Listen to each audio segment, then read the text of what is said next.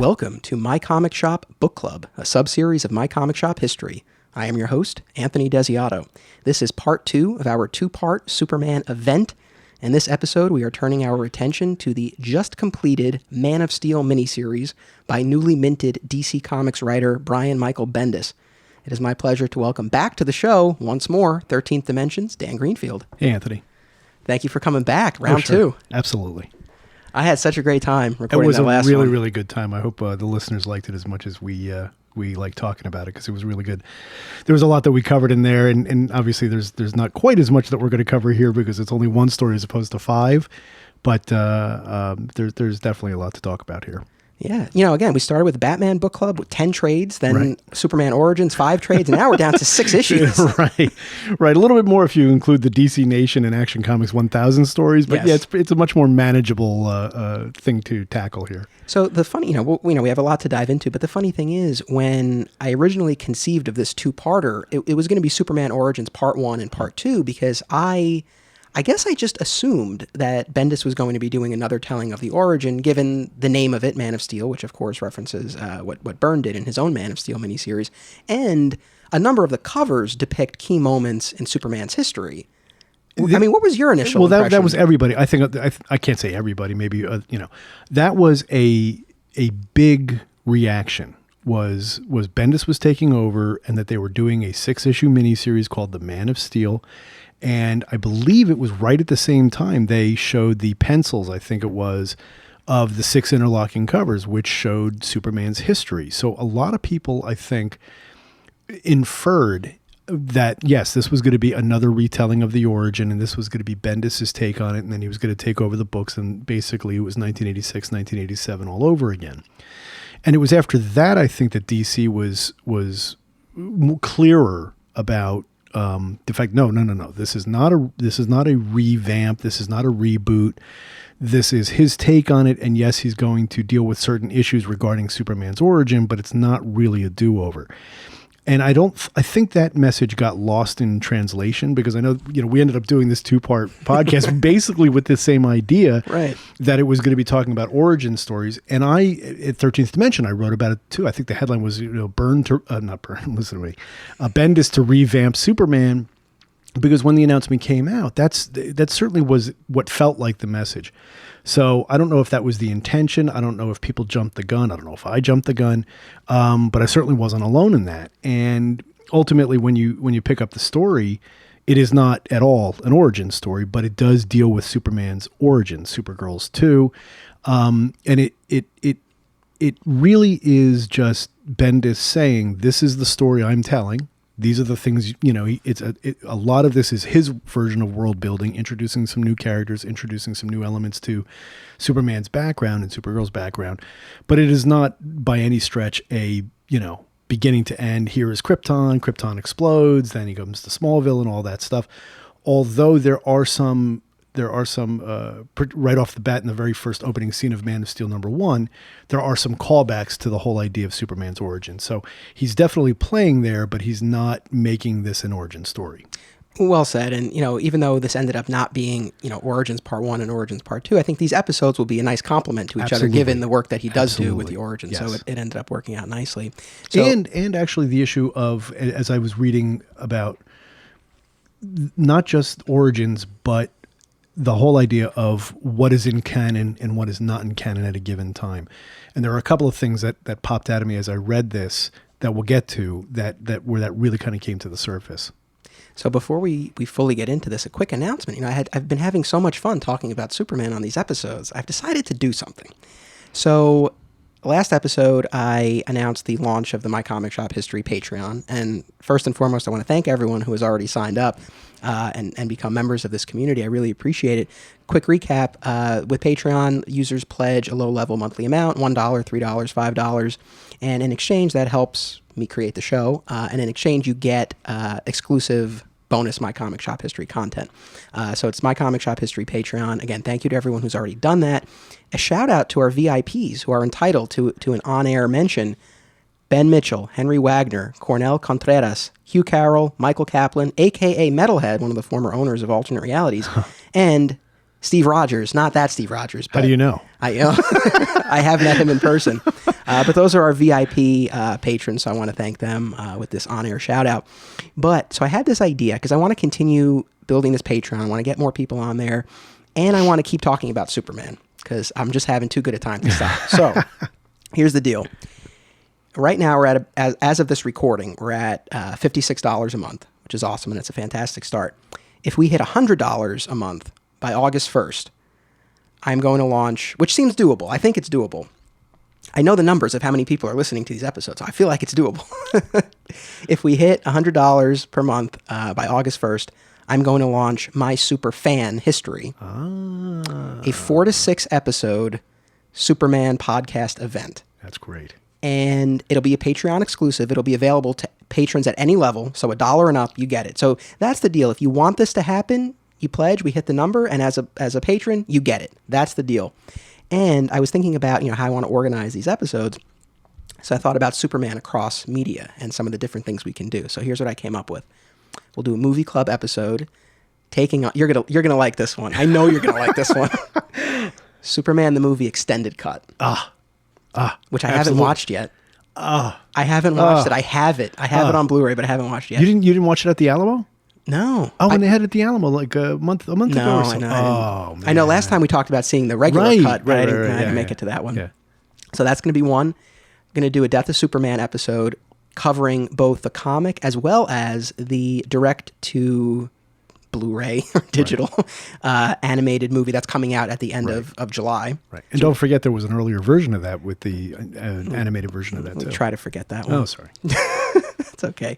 Another book club episode, and I'm not 100% settled on this, but my gut is to do Whatever Happened to the Man of Tomorrow, because it's one of my favorites, and it's a classic, so I think that'd be worth doing. At least one episode, probably more, on Smallville. Oh, about time. Because it's about time. I mean, I've been doing this long enough. It really needs to happen. And then the other episode I'm likely to do is a collector's club episode, so talking about Superman memorabilia and merchandise over the years. So I can talk about Migos. Yes. So that's what I'm planning to do. I'm hoping that I'll be able to do that. So if as I laid that out, if you were like, that's cool, I'd really like to hear that, then please head on over to the My Comic Shop History Patreon. Again, $100 by August 1st, and this is happening. My super fan history. That sounds great. And, in success, I would love to be able to do something like this with other characters. My Bat fan history. I'm just saying. Just putting it out there. But I love the idea of examining these characters as they've been depicted across media. I think that'd be really cool. So, all right. Sign up. Please. And thank you to everyone who has. All right, let's get into this. So before we really unpack everything, just a hot take. Did you enjoy this? Yeah, I did. I liked it. It's interesting. I'm not a huge Marvel guy. Never have been. I read it on and off depending on the characters. I've never really followed creators. So I have some, exposure to Bendis, but I'm not what you would call a diehard. I'm not the kind of person who's read everything he's ever done or anything like that. But I know his basic, the basic way he approaches a story. I thought it was very, very good. I thought that there were parts of it I definitely would have changed, but they're mostly minor points. But it's a very well told, straightforward Superman story, which I thought was kind of interesting because in a way, when I look at it in the end, and maybe we'll save this toward the end, he was a little bit damned if he did and damned if he didn't in the way that he approached this story, I think. What did you think? I enjoyed it overall. Yeah. I thought that he has a good handle on the characterization of Superman, and definitely. That's one of the most important things, if not the most important. Right. So I was very happy with that. He wrote a Superman I want to continue to read. Yeah. Story-wise, there were a couple of things I had some issues with, and we'll talk about. But yeah, overall, I enjoyed it. Again, I really do think he has a good handle on the character. As far as Bendis himself, there was a period from in the early 2000s, like 2000 to 2005 or so. And we talked about this in the last episode when we were talking about Jeff Johns and all the stuff he was doing around that time. Right. Well, over at Marvel, you had Bendis on Alias and Daredevil and Ultimate Spider-Man. Powers was still in the early days then. Those are some of my favorite runs. So there was a period of time where it was like Jeff Johns and Bendis. I was such a fan of both of them. When I was getting back into comics, that's where it stood.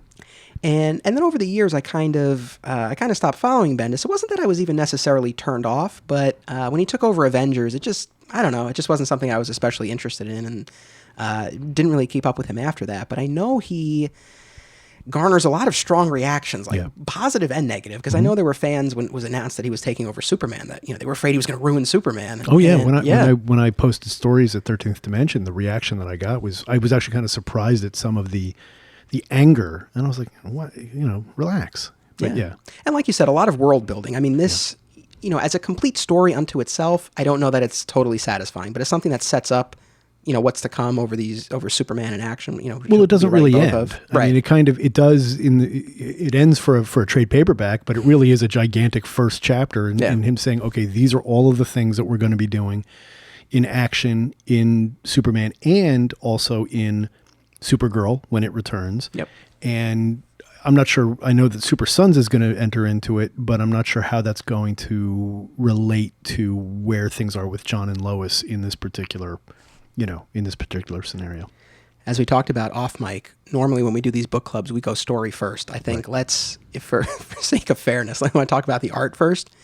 Yeah, I mean, we and the artists are as much the stars of these books. I mean, you have an enormous. I mean, this is an A-list crew. You have in the first issue, you've got the pencilers. Is Ivan, and I'm never really sure how it's pronounced. Is it Reyes or if it's Reese? I apologize. I always went Rice. So okay, we got three different versions so here. I apologize, but he's in. And how many first issues has he done for DC? But you also have Doc Shaner, Steve Rude, for crying out loud, in the second issue. The colors were done by Alex Sinclair throughout. Ryan Sook. He was my favorite, actually. Yeah, well, he's great. And Kevin Maguire, Adam Hughes. And I guess, and throughout all of them, I think he had a guest appearance, at least in all the issues, was Jason, is it Fabok? Is that how it's pronounced? Well, your guess is as good as mine. And he did the final issue. Plus you also had, of course, the Action Comics issue, which was, who did the art? Jim Lee. Jim Lee, right. Well, how could I forget? And then in DC Nation, it was, it was Jose Luis Garcia Lopez. Of course, another comic book legend. So, the best of the best have been on top of Superman. Yeah, it was really a murderer's row of artists really on this. And I think they did a pretty good job also of meshing the kinds of story beats that they had with the artists who were involved. And I do remember seeing something where Bendis was saying that he did want to, he did talk to the artists beforehand and ask them if there was anything that they really wanted to draw, or he wanted to kind of play to their strengths. So some of that plays into it as well. I feel like I would do that if I were a comic writer, because it's like you want the artist to be having fun and be engaged with the material. Absolutely. Yeah, and you get the sense that Doc Shaner was just absolutely giddy to be included, because his Superman, I mean, frankly, I would love it if he were the regular I mean, all these guys were great. It really was a really good looking series. But Shaner is someone I would love to see on Superman for an ongoing, for a regular basis. I think he would be perfect. Yeah, I mean, Chris Samnee, I think, would be another one. Yeah, oh my goodness. Dynamite. I mean, no disrespect to the other artists in that issue, but I do wish Shaner had finished the entire thing. Right. So I enjoyed each artist individually. Overall, I would have preferred if we had one artist for the miniseries, but I understand, to get it out on a weekly basis. This is the way to make it also happen. Helped to make it a big deal. It was already a big deal. It helps to make it an even bigger deal when you have these incredible, not just one incredible artist paired with, but a group of artists. So I thought it worked out really well. It's funny to hear Bendis talk about, taking on this assignment, and it seems like so many things were offered to him, the way he's he's related this. Like, do you want Jim Lee? Do you want the underwear? Like, all this stuff. Funny enough, I was at Acme Comics in North Carolina the night that Action Comics 1000 came out. Right. I was filming there for the new documentary, and the manager of that store, Lord Retail, hi Jermaine, has a great relationship with Bendis. Lord Retail used to post on Bendis's now defunct message board, Jinx World, and so they go way back. And Jermaine arranged for Bendis to call in to the store. Nice. And Jermaine put him on speakerphone, and all the customers got to ask him questions and things like that. Like, it was cool. There wasn't really anything that he revealed that hasn't been revealed in interviews and such, but it was still it was a cool moment. That's great. Yeah. So as we always do with these episodes, we don't go issue by issue or trade by trade. Too pedestrian for us. We like to attack this thematically. I think that would be tedious to do it that way. I'd much rather jump around. I think there's a lot more, and plus the stream of consciousness, I like that aspect of it too, because it helps you think of things. I feel like it served us well in the past one, so we'll stick with that. I mean, I feel like we got to go with the biggest thing first, which is Rogol Zar, this new villain that's introduced, and this new twist on Superman's origin, that Krypton did not die of natural causes. It wasn't an unstable core or dying sun or any of those things. Maybe. Yes, that's true. We don't have definitive answers. No, we don't. But this idea is introduced. Rogol Zar claims credit for the destruction of Krypton. And again, this is a perfect follow-up to everything that we talked about last time. I mean, what is your take on this potential the revelation that may or may not be true? Right. I mean, I think it's as it stands now, it is definitely open-ended. The sixth issue, the fifth and sixth issues, where they showed him with an actual machine in the Earth's core, that would certainly lead you to believe that he used this thing before, and it gives credence to the fact that yes, he did indeed, destroy Krypton. It's the kind of thing that I'm not going to say ambivalent about, because I'm not, but whether or not I buy into the fact that they're actually going to leave that a hard and fast thing, or whether they're going to leave some wiggle room there. I think that that's entirely possible.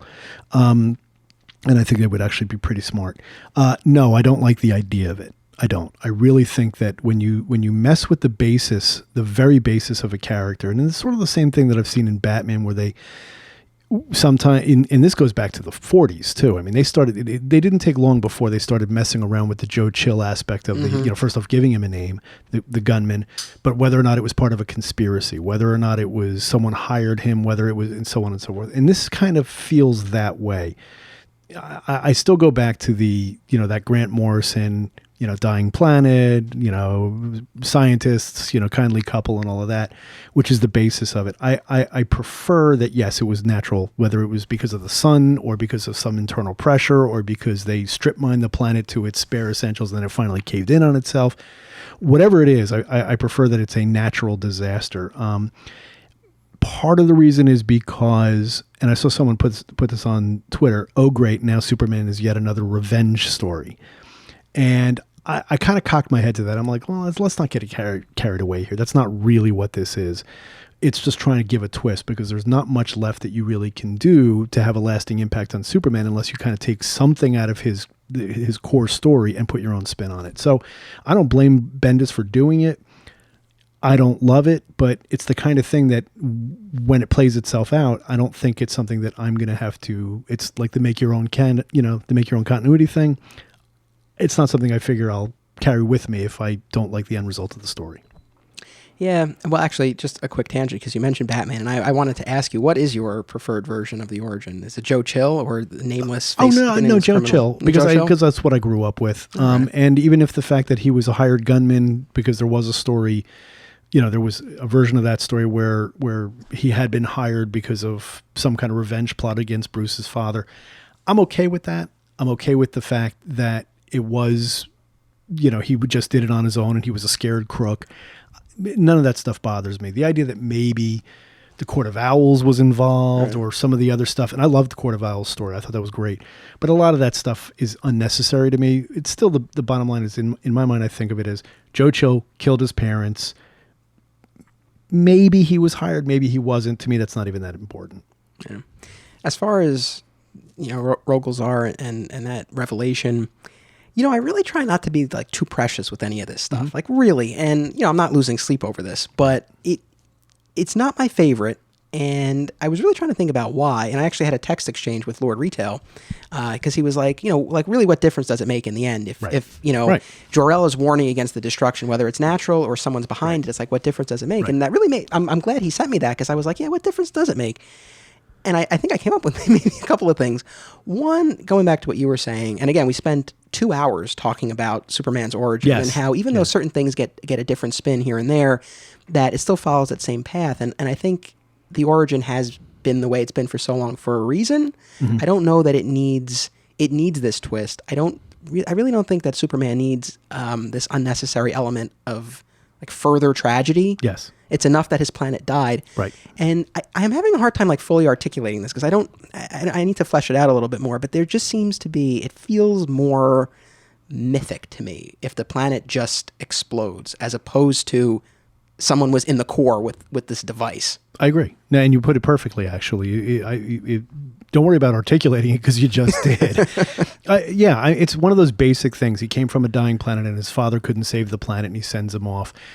I mean, this isn't the first time they've gone down this road. Superman the Animated Series, remember, there was a radical departure there by having Brainiac be, having, if not the cause of the destruction, but certainly allowed it to happen. And I like that in that particular version of the story. I was cool with that. I was like, all right, well, that's interesting. That's new and different. So it's not like we haven't, it's not exactly the same, but it's not like we haven't been down here before.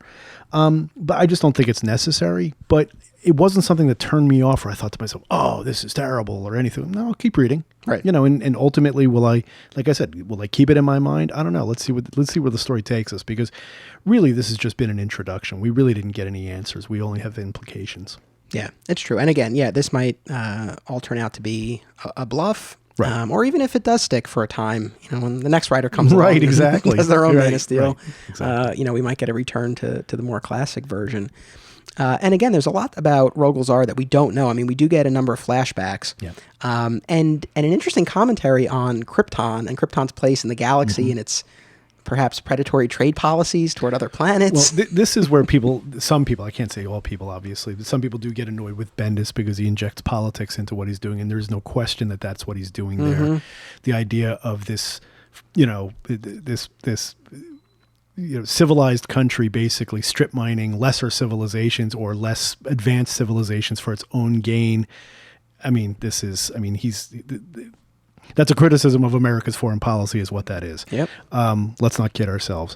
But from an in-story idea, I actually thought it was great the way Man of Steel #1 opens with, and this to me was just flipping the beginning of Superman the movie on its head. Sure. Where instead of him, Marlon Brando, this is no fantasy, and he wants to exile he's appearing before these ethereal elders, and it turns out they're all from different races and from different planets, and you've got a Guardian in there, and you've got others in there as well who are familiar to DC fans. I won't go through them all. Sardath, actually, Adam Strange's father-in-law, is in there. And he's basically, instead of pleading for saving Krypton, he's pleading for its destruction. So that's an interesting element, this idea that there is this kind of intergalactic council of elders that kind of has an influence. I actually thought that was really, really intriguing, because you always think of the Guardians as having that role. And here the Guardians are only one, part of this, larger, right. So I like that a lot.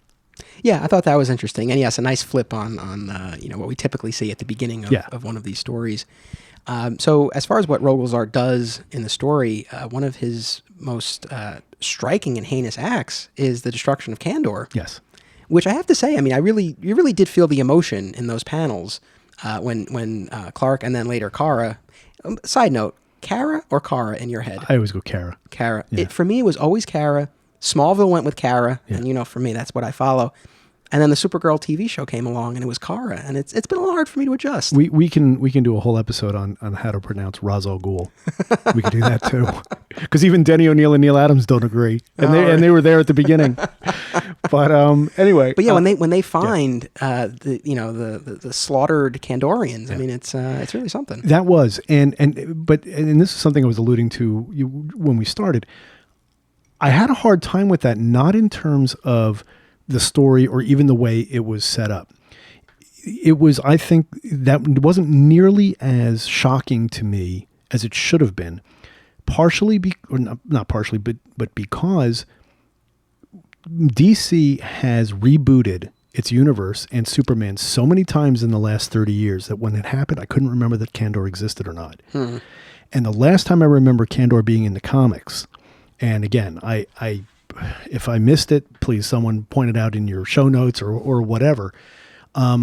Last time I remembered Kandor was pre-52 with the whole new Krypton line, where they raised it and then it ended up being on another planet, and that whole bit took a year for them to sort that out. And then they washed that all away with Flashpoint. But I had no recollection about whether Kandor still existed. Didn't really care. It just was one of those things. And frankly, that's a vestige of the Silver Age, going back to our last episode, that I never much cared for anyway. But putting all of that aside, even though that's about 10 pounds right there, it was handled really well. And it was really horrible to think that this guy is that homicidal, that he destroyed an entire city in a fit of rage. Just basically just destroyed not just what's, the various artifacts in the Fortress of Solitude, but actually destroyed this bottle city. And that's absolutely, like you said, it's heinous. And it does come across really, really well. And plus Superman and Supergirl's reaction to it, I think, was really well played. And the opening to, I think, the next issue where you see the perspective of the Kandorians, like looking up as he's above it. That was quite striking. Well, that was artistically, and I'm sure that this was in the script, the first page of every issue, it starts out with Krypton, and you've got the big sphere, and then it goes Earth, and the first page of every issue starts with a big round image, and in that one you get the image of Rogolzar's eye looking into the bottle and seeing it from their perspective, and it's horrible. But it's also really interesting that the issue that they really kind of find out is Kevin Maguire's issue, and few artists are better at drawing expressions. And this is, again, a case where they really did a good job of pairing the artist with the part of the story, because there was a lot of the look on Superman's face, the look on Supergirl's face as they're dealing with all of this. That's classic Maguire. So, good on the editors there for making that pairing. Yeah. So, Superman and Rogolzar face off a number of times over the course of the story. In the end, Supergirl sends him to the Phantom Zone for the time being.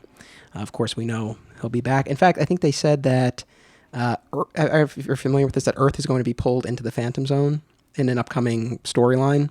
Great. Yeah. So, okay. So cool. they'll be facing off again shortly. But, as far as Rogolzar generally, how do you feel about him as an addition to the Superman Rogues Gallery? Is he a worthy addition? Impossible to tell so far. He's a version of Doomsday right now. Right. He's basically a smarter version of Doomsday. We don't know what drives him. We don't know why he has such a hatred for Krypton. We don't know what it was that he obviously lost something. He's obviously been through hell himself just by his physicality. The scars and all of that. So we know that he has a real grievance. We don't know what that is. Presumably it's because I think in passing, it's clear that he's from one of these planets or one of these systems that was taken advantage of by the Kryptonians. But who did he lose? What did he lose? And I'm sure that we're going to get all of that. So it's really kind of hard to tell whether he's someone who is worthy of all of this attention. Has Bendis created a villain that kind of rises to the level of a Brainiac or a Luthor or any of those characters? I just think it's premature to kind of make that judgment. What I saw here, I thought was interesting enough. Yeah, there's potential. I'd really be curious to get more on, obviously, his background and motivation, and then we can make a final determination at that point. But, so we talked about Rogolzar and this origin potential twist. I guess the other big piece of this is Lois and John. Yes. They are absent from the start of the story, and in each issue we get another piece of this flashback scene that ultimately reveals where they are. How effective did you find that storytelling device? I thought it was okay, except there is one thing that's interesting. It's standard now in comics to use you don't see thought bubbles anymore, really. Occasionally you do, but mostly it's all in text boxes and what have you. I had a hard time in a number of cases throughout the series where I wasn't sure who was talking, right? Because they weren't color coded. And when you're accustomed to seeing the color coded box, so you know where the conversation is coming from, that makes it a lot easier. In a lot of cases, they had multiple boxes across pages, and it was supposed to be in Clark's memory, but you weren't sure, well, wait, is this Lois talking? Is this John talking? Is this Jor-El talking? So in terms of the actual the technical aspects of it, I think yes and no. On the whole, though, I thought it was perfectly fine. I'm sure that there are people out there who don't want to buy into the idea that Jor-El is still alive.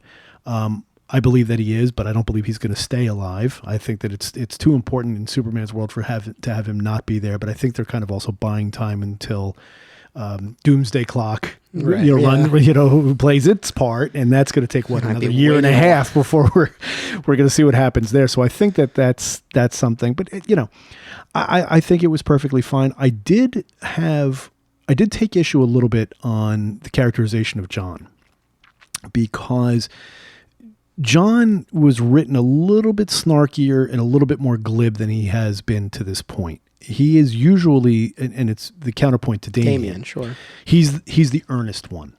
He's the good kid. He's the one who, maybe he, acts up and sneaks out when he's not supposed to and all of that. But the way he regarded his parents and the way particularly the conversation where he was deciding, or they were deciding whether or not they should go with Jor-El, it didn't ring entirely true. I did, however, like the idea of, I like the tiny little sequence where he gets really upset in the last issue that he was rejected by the Teen Titans. Mm-hmm. And I thought to myself, that's exactly how an 11-year-old boy would have reacted to that situation. He took it really, really hard. And I thought that is really great. But I thought also Clark's reaction to it was such a father thing to say. He's like, they told me to come back later. And he's like, so go back later. Right. Because when you're 11, rejection is the end of the world. The end of the world. And because you don't know that it's not. You don't know that there are... Superman, of course, he's an adult. So he's like, yeah, you'll go back later. I know that you're going to be... You're a superhero. You'll get your chance. It'll be fine. And that interplay I thought was really great. But the rest of it, not quite as much. But look, I'm not going to get too hung up on it. I mean, not every writer writes the same characters exactly the same way. I actually have more of an issue about how he wrote the Flash in this series, which I thought was, I don't know what Flash he's been paying attention to. Caca-poo-poo. I couldn't believe it. I actually went back and had to reread it. I'm like, what? And if I'm not mistaken, I think that's an instance where you just see the balloon and you don't see who it's coming from at first, but then in the next panel, and it like I stared at that for a couple of seconds. I'm like, absolutely, this cannot be. It took me right out of the story, and I really hope he doesn't continue to do that. It felt to me like. And here's the thing. I'm going to go back and say, I like this book. Right. I like this story. I like these comics. I have no issues with Bendis. On this particular point, I thought it was a fail. I was like, this is not how the Flash talks. It's not how anybody in this universe talks in terms of the superheroes. It felt like he was thinking of the Flash from the Justice League cartoon. Yep. That he was writing that, younger, snarky, not Barry Allen, who's earnest and very serious and is the one who is known for not having a sense of humor. The idea of him standing around talking caca-poo-poo that's not even how adults talk. I was way thrown by that. Yeah, that felt very out of place. It was, and I was like, I was really put off by it. I mean, it really didn't feel like he was writing Barry. I mean, honestly, I wouldn't even hear Wally saying that, but it's like at best. Yeah, I don't know any adult who would say caca-poo-poo. We would actually be much more likely to what Kara says when she says everything she says, and then in the end she says, fuck them. Right. Which I was like, you know what? It was powerful coming from Supergirl, who still has that. Even though they try to darken her over the years, right now the version of Supergirl is a much sunnier, much more, optimistic version of the character. But I thought it was a really good counterpoint to what Clark was saying or what was going on at that point. I thought I was okay with that, but caca-poo-poo, come on.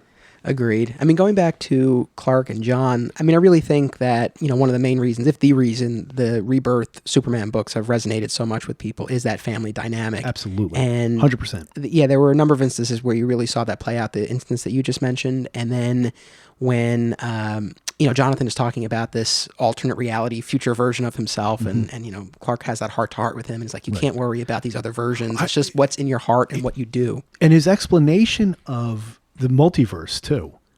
That's not you. Yeah. It's just like you can't concern yourself with, those are just other boys.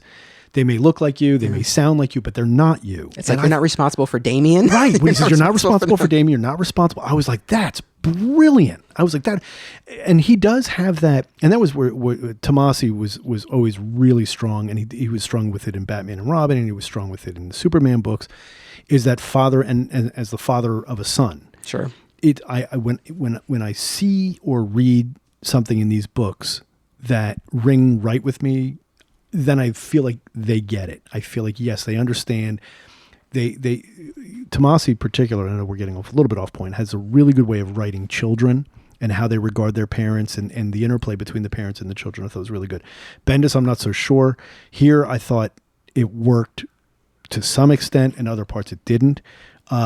But those parts of it that I liked, I really liked, and I thought that really rings right. As far as this narrative device of revealing what happened to Lois and John, why they're not in the the present day storyline, didn't quite work for me. It started to feel a little tedious, and I didn't think that the was reveal repetitive. was worth the build-up. Right. Because once we knew it was Jor-El, and he's like, I'm here for the boy. Right. I mean, was it any surprise that they went off with him? I mean, I don't know. It seemed No, like, they did what else are stretch they it out going to a little do? bit. Yeah, they made it. I thought it was going to be much more threatening than it was. It's also, I'm not entirely sure why it is that Bendis wants to take them off the table where Superman is concerned right now, unless he's really trying to just isolate Superman and focus on Superman, because they're also taking Supergirl out of the equation too. Yeah. Because she's going to go off and try to find the secret of Rogol Zar. Superman remains on Earth. His wife and his son are off in the cosmos. So, they've touched on some of the Daily Planet, and I know the Daily Planet is going to factor, loom large in his run. I don't know about Jimmy specifically, whether that matters to readers or not anymore. I don't know. But I'm curious as to why he's choosing to tell this story. And so, yes, I thought it was drawn out over 6 issues, but so be it. Yeah.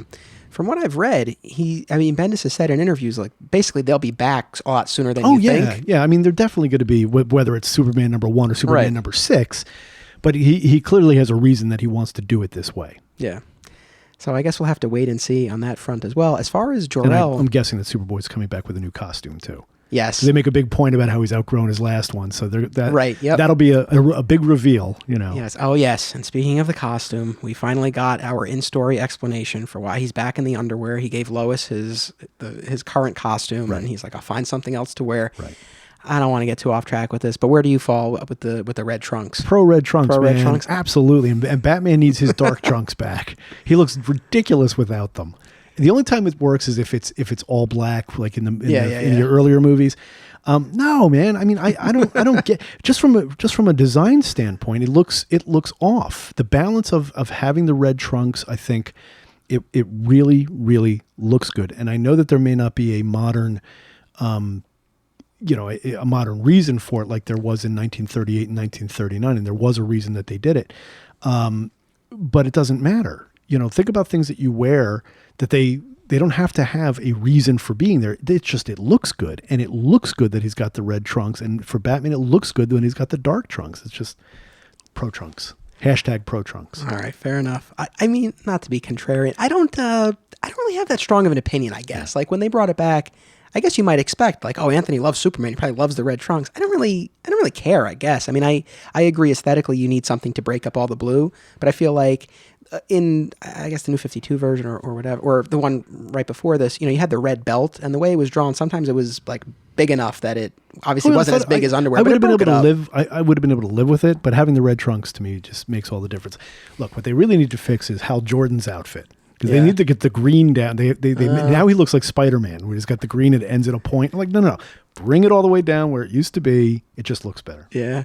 So I have to admit, as far as the Rebirth Superman books, I haven't read all of them. I read the first chunk of Tomasi and Gleason on Superman. Right. Really, really enjoyed it. I intend to finish it.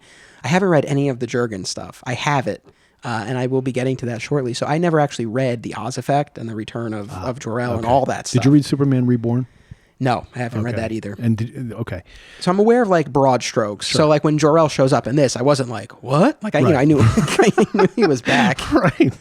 But I guess I'm kind of on the fence. And I know, well, you can tell me. So has it been like 100% confirmed that it's him, or it's still kind of like it might not really be him? No, I think they've more or less, my recollection is, I believe it's him. Okay. I mean, as much as anything in comics to be 100% right, exactly, for sure. Because they can always change it. I mean, there's still enough. I mean, everybody believes that it's him, and until someone comes along and says, no, it was never him. It was an apparition of some kind, and it was, they've come up with some way to explain it away. To me, it doesn't matter. It is, for all intents and purposes, Jor-El. Whether or not it stays this way, whether or not he ends up dying, whether or not he ends up getting wiped away because of some reality-changing wave or something like that, which this is, the implication is that Dr. Manhattan was the one who kind of plucked him from the destruction of Krypton, plopped him back in the future for reasons we don't know yet. That's sort of been kind of what's been open-ended about it, about why he's here. What's interesting about, and it's funny that you mentioned these other runs. Rebirth Superman was fantastic. I thought it was really great. Not perfect. I mean, there were definitely some of the storylines that I didn't love, while others that I really, really did love. Sure. What was interesting about this is that with Bendis is that I thought this was very good, but it was not substantially different from what we've been getting for the last 2 years. Right. And they said that he was basically going to pick up the baton from them, and he really is. This is very much the tone of what Superman has been like the last couple of years. And this is where I kind of said before, he was kind of damned if he did and damned if he didn't, because if he radically altered things, people were going to freak out and say, they just got Superman right again. Why are you messing around? And then on the other side of it is he comes in and he's writing basically the next chapter of what these guys have been doing. So it makes you wonder, did they need to have, and believe me, this is not a knock, but like, there is something that says, well, did they really need to bring Bendis in? Because what he's doing here is pretty straightforward stuff that really kind of fits in with what those other guys were doing and doing a really good job of it. Right. But I think it's going to be more subtle than that. I think we're going to see things as we go along. I just don't, I don't think that he's revealing everything in the first 6 issues. I think that, there's so much left to do with where he's likely to go. Yeah. I mean, yeah, that's true. Like, that's a good question. If what he was going to be doing was so in keeping with what was going on already, it's like, why not, bring back the Superman, the Man of Steel title and have a third Superman book as opposed to, the other guys, taking off. So I know it is interesting, but I guess we'll see. But anyway, going back to the Jor-El of it all, as a Smallville fan, you would think I would love this. The antagonistic relationship between Clark and Jor-El should be right up my alley. I'm kind of on the fence about it. I do plan to go back and read Oz Effect and Reborn and all that stuff, and maybe I'll have a more fully formed opinion after that. It was interesting, though, with Jor-El talking to Clark about how, I think the line is something like, you were sent here to do something meaningful, and basically saying like he hasn't done as much as he hasn't could fulfilled for his Earth. destiny. Yeah. Which is interesting. And it's funny, too, with thinking back to the Button, the Batman Flash crossover, when Bruce meets the Flashpoint Batman, Thomas Wayne. And he says, basically, you don't have to do this anymore. I don't want you to do this. So, I don't know. Yeah. When they have these face-to-face meetings with their dead fathers. Yeah, I know. It's interesting because it allows the writers to do things that are a little bit different. It allows them to flex their muscles in ways that other writers haven't. So I don't mind it. And some of what you're getting at about him kind of chastising Clark for not fulfilling his destiny, a lot of that is shown in the Oz Effect. Okay. Where basically we find out that he, first of all, a lot of changes have come over Jor-El, it seems, since he's been on Earth, because he's been on Earth for a while, and we didn't know that. And he basically thinks that humanity is a waste, and that the potential of Earthlings is that the natural inclination is chaos and violence, and that he doesn't really have a good opinion of humanity. So that's kind of driving what some of this is. And I think that he didn't come out and say it, but I think that he probably, or maybe he did in the Oz Effect, I don't remember, but he doesn't here. I think he thinks that his son is weak. And I think that's also why he wants John to kind of step up. And I think that's what we're going to see, is that he's going to sow some seeds of discontent between father and son here. Just a hunch. I think that's a sound prediction. So turning our attention to more earthbound matters, we do spend a good amount of time at the Daily Planet. Yep. Again, that DC Nation story, Office Space, was very Daily Planet focused. And there are a number of Daily Planet scenes throughout, particularly in the early issues. There's there's something in, my goodness, I forget the exact issue here. I don't know. I can't remember if it was one of the short stories or one of the main issues here, but where, maybe it was Office Space, where Perry's talking about how I'm tired of writing about what Superman could do and engaging in this fear-mongering. It's like, let's just report what he actually does.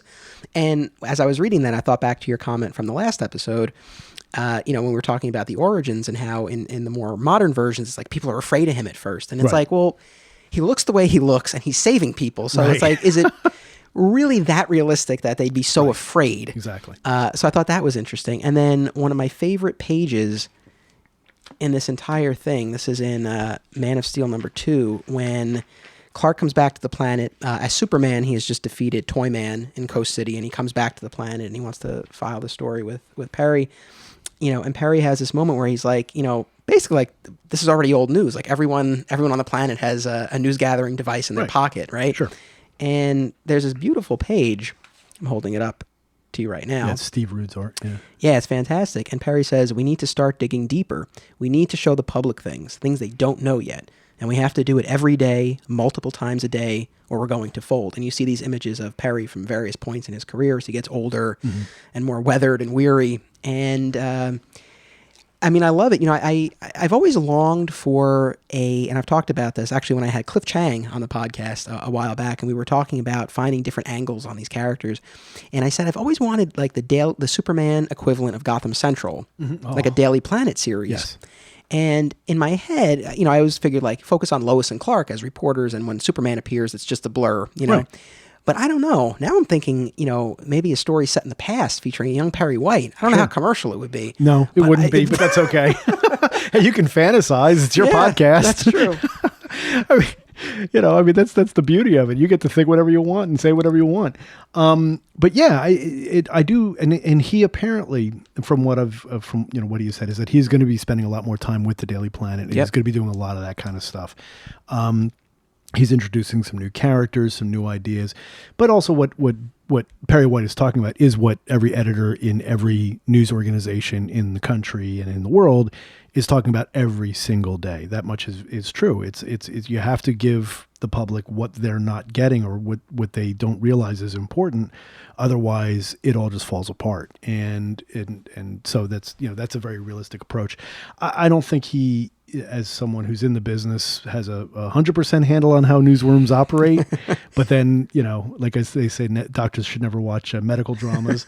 But I do like the fact that they're going to continue to push the Daily Planet as part of the narrative. What felt the most off key to you? I don't know. Off the top of my head, I couldn't remember. It was early on. I think the idea that a reporter, it was the new gossip reporter. Trish Q? Is that, yeah, well, I don't even remember her name, but the idea that she wanted to do a story on Clark Kent and Lois Lane's breakup, which is not even close to reality. Right. First off, you don't report on your colleagues. It's just, no. And also nobody would care. Nobody would care. Right. I mean, it's just the rest of the world, nobody would care. I guess maybe the idea is that Lois is kind of sort of a celebrity journalist, but I don't get the sense that Clark is. And I know that this is something that they're going to throw in as a monkey wrench, but it's annoying me already. Yeah, fair enough. But I do like that we're spending time at the Daily Planet. And again, we're getting some new supporting characters. There's that Robinson Goode who, from the short story in DC Nation, we know there's something up with her to be revealed. Right. And of course, Perry's getting some play. Jimmy, a little bit, hopefully more as time goes by. I can't say like I'm a huge Jimmy Olsen fan, but it'd be nice for him to have something to do. I agree. I've never been a big Jimmy Olsen fan, except, if they do get a chance to turn him into a giant turtle man, I'm all for it. Yeah, but I like, I like the idea of a strong supporting cast, though, there is some danger in that. I remember, I read the Superman titles all throughout the 90s, the Triangle era, and there came to be a point where, the supporting cast was getting as much as, if not more play than Clark himself. So, he was starting to get overshadowed in his own title. So I think there's always a little bit of risk there. But, I'm all for, the classic supporting characters as well as introducing new ones. So, I like the Daily Planet aspect. I like Clark the reporter. Like, I want to see more of that. Well, apparently we are. Yeah. That's going to be part of this, is the idea. And he chooses to be, the reason that and we addressed this last time, the reason why they had Clark Kent be a reporter in 1938 made a lot more sense then than it does now, because with media being saturated in the fact that, everybody's got a phone that's got, if Clark Kent could be, as we had him in a previous incarnation, he could be a firefighter. Right. Yeah. Just as easily. He doesn't have to be a journalist. He could be anything. In fact, the less likely he's working in the less he works in a newsroom, actually, the better for him to be able to duck in and out, because it's impossible for reporters to hide from their editors. Reporters may think they can hide from their editors, but they really can't. There was that moment where Perry was, he was yelling about something, and he said something about it as good as, like no one writes as good as Lois, as Right. good or as well. Which Right. is it? It's like, shouldn't you know? You know what? No. No. The answer is no. No. You'd think, but no. But, well, speaking of supporting characters, and you mentioned him being a firefighter, Right. there's also the subplot Yes. of these arsons. What a segue. Yes. Didn't even plan it that way. That worked out beautifully. Great. So, and again, the introduction of another supporting character, Yes. the new deputy fire chief, Yes. Melody Moore. Yes. Be very fetching. yes. Yes. Yeah. Which made me wonder. I thought in the first issue, I don't know if I was the only one who picked up, I thought they were flirting in the first issue. There was a little bit of that vibe. It I don't seemed think like that's that, just didn't you. it? Yeah, okay. And less so as the story went on, but I thought to myself, are they actually going to have not a love triangle, but with Lois out of the picture? Right. I thought to myself, is there going to be kind of a weird, are they going to go there? I don't think that they are, but it made me wonder. I was like, well, that's something that you don't, that would be a hell of a story. And she's a redhead, just like Lana.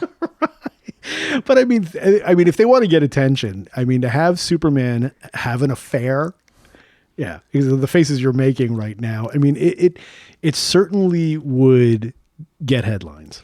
You know what? Well, headlines. We'll talk about that in the after show. Yes, exactly. But it would. It Yeah. would.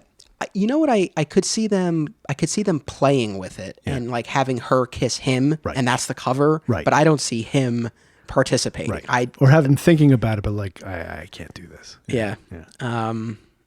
Yeah. I don't. I would be very surprised if they went that far. But I could see. Are you a MASH fan? No, I can't say that I am. All right. For the fans, MASH fans out there, like Superman is like the BJ Honeycutt of, of the superheroes, of any superhero who would never step out, except of course the one time that he does. Well, anyway.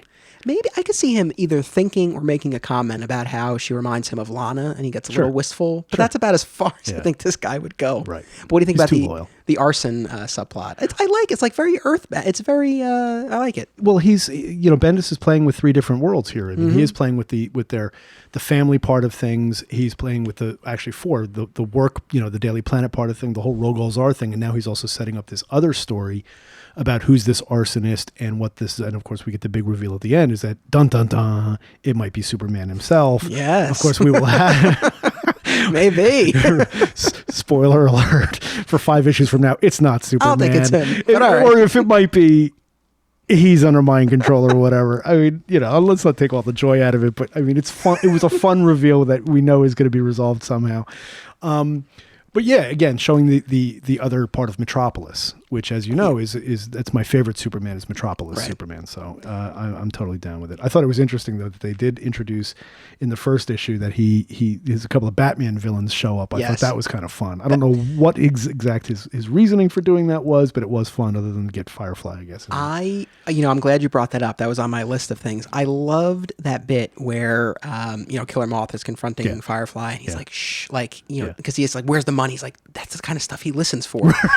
Like, I thought that was a great touch. Things like that. And then even when Superman's kind of hovering above the city, listening for trouble, and he, accidentally eavesdrops on the woman singing. Right. I feel like those were nice little touches that come from someone who hasn't written Superman, but maybe has thought about like, what would it be like? And I think it worked well. I mean, they've done that in the movies too. Like Superman Returns played with that. Yes. And you can tell, and it's not just Bendis, a lot of writers, when they introduce things in the comics that you could tell that this is because they loved it in the movie. Right. Or they loved it on the TV show, and they're little winks and nods to things that they really liked, and this was their experience with it. So you could definitely see him watching that movie and thinking, that's a really neat idea. If I ever get a chance, I'll introduce that. And sure, there it was. This is so nitpicky, but I don't love the idea of Superman patrolling. Like in this instance, well, his wife and kid are gone, so what else is he going to do? But hang out with the new deputy fire chief. Yeah, yes. You got to investigate those arsons. Jeez. It could be. It's getting a little hot in here. It could, what we talked about in the last episode about the heat vision being triggered by his hormones as a kid. I don't know. Maybe it is. Maybe that's what. Right, there you go. You've solved it already. Maybe, but I don't know. And like I said, it's very nitpicky, not a big deal. I don't love the idea of him like hovering above the city, listening for. I just feel like he kind of always have an ear out. And then he's at the planet for a good chunk of the day when he's not off saving people. I don't know. I feel like that's enough. Never thought of it. It never, you know, it never, yeah. Like I said, very small thing, but I like those bits about the supervillains knowing what he listens for and trying to avoid it. Funny. I thought that was great. And even when he grabs them and, you know, they're like, don't drop us. And he's like, oh, you know, Batman does that. Right, or, exactly. you know, and he's like, but it's funny when Batman does it. Right. Going back to the characterization, I felt like Bendis actually struck a very nice balance. You know, his Superman was, you know, friendly and confident and a little funny, but not quippy and not too square either. Right.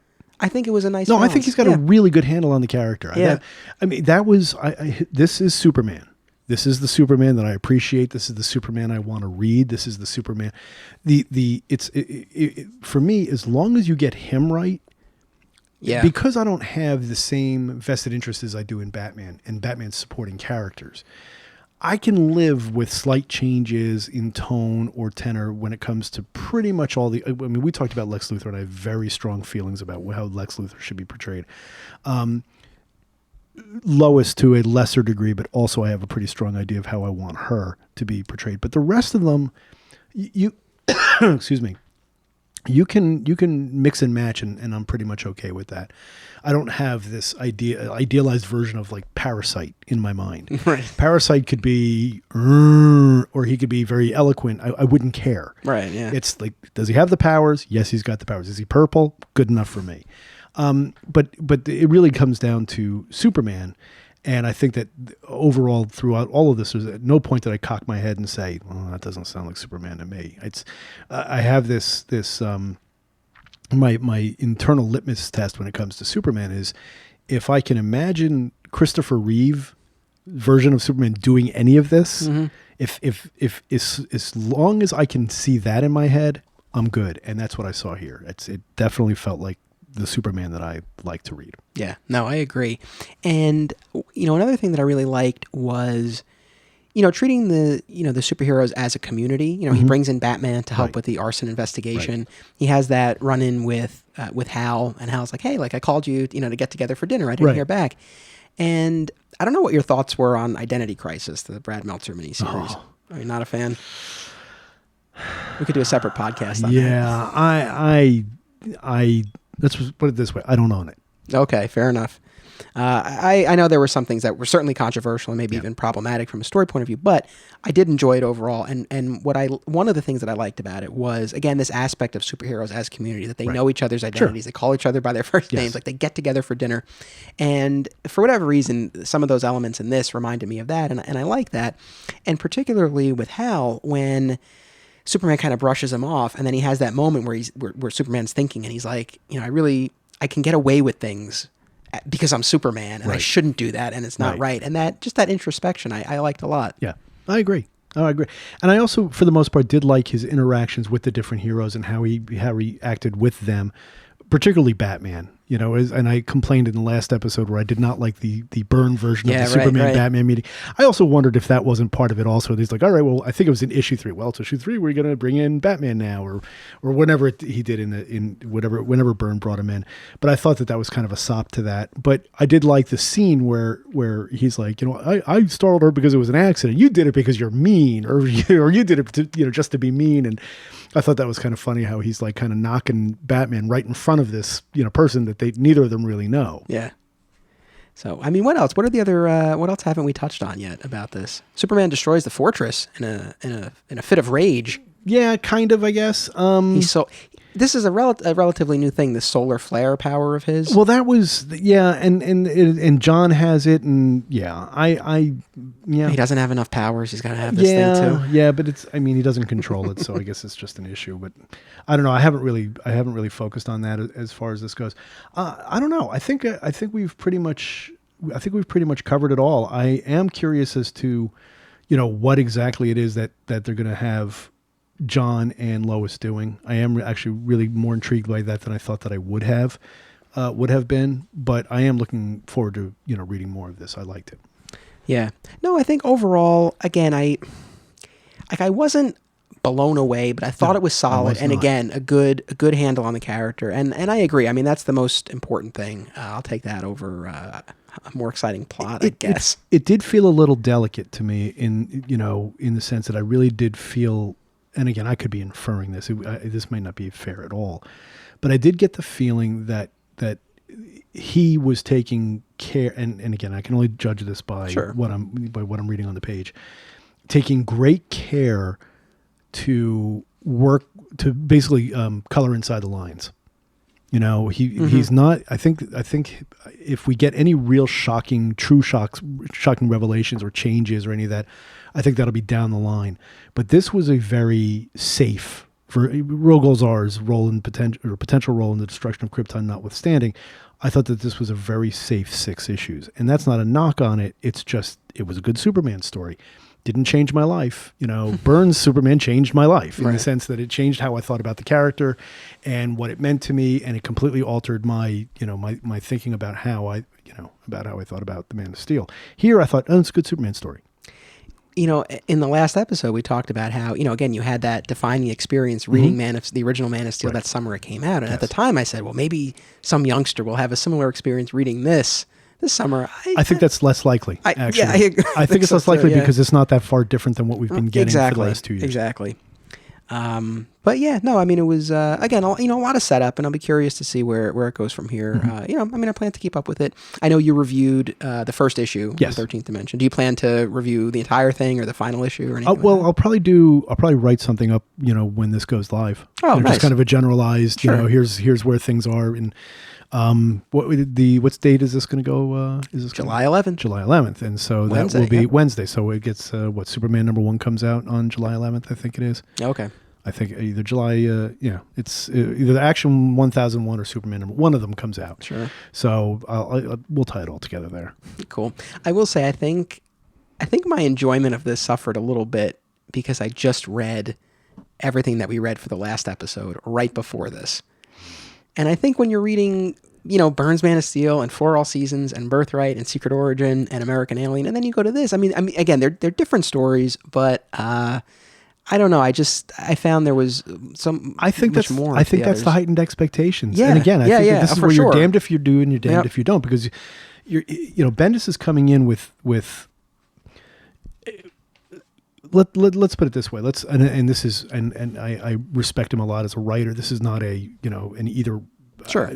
Let's just take Peter Tomasi just simply as an example. If Peter Tomasi went to Marvel, or he and 50 other different writers went to Marvel from DC, they're not going to be doing big 2-page house ads saying, so-and-so is coming. They're not going to do that.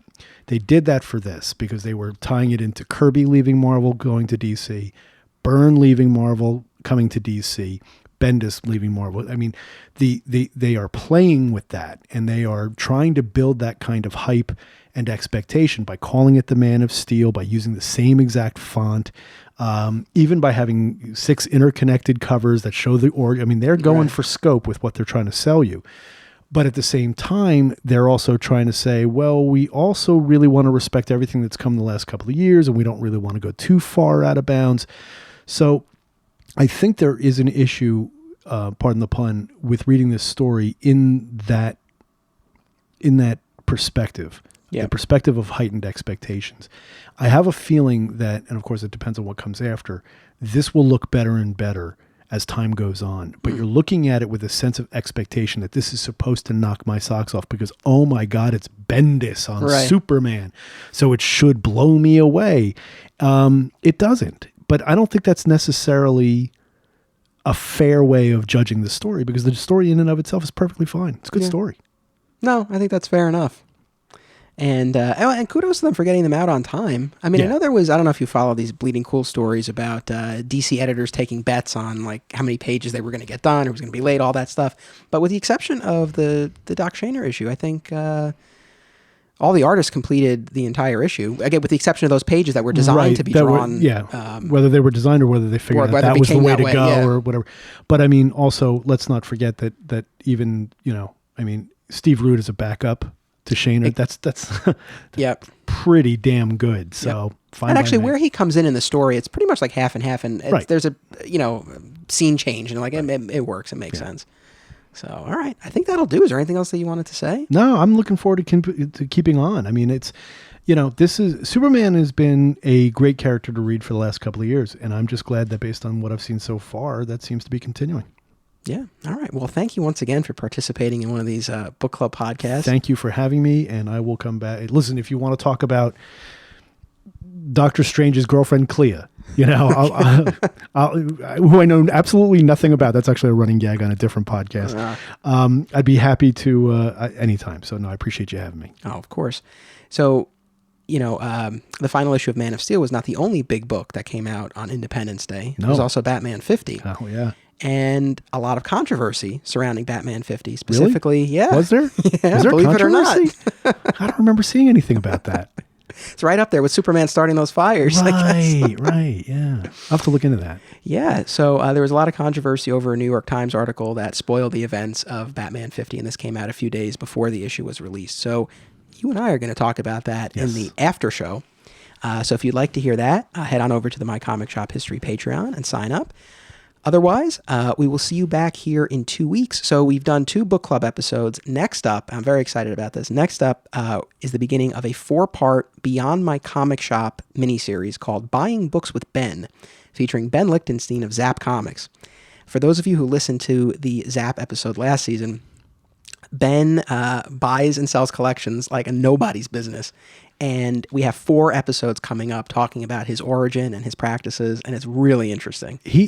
I've met him and have dealt with him. He is, just for your listeners, he not only knows his stuff, he's an incredibly fair dealer. He does not gouge. He does not expect you to pay too much for things that aren't. I mean, I've bought some really good stuff from him at really fair prices. So I know that sounds like an ad, but it's not. No, it's all very, very true. So I hope people enjoy those episodes. Be sure to tune in for Buying Books with Ben in 2 weeks. Thank you again, Dan. Thank you to everyone for listening. And to echo a sentiment that you just expressed a little while ago, my sign off here, keep your expectations low and you'll never be disappointed.